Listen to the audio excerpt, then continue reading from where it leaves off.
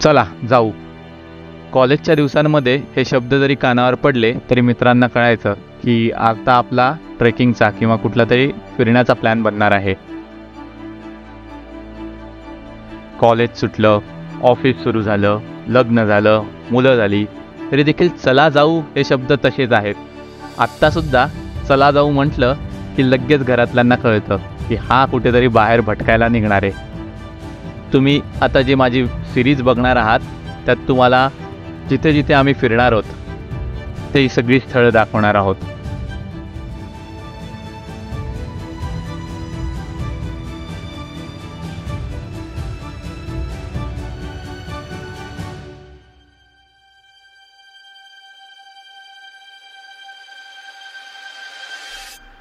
चला जाऊ.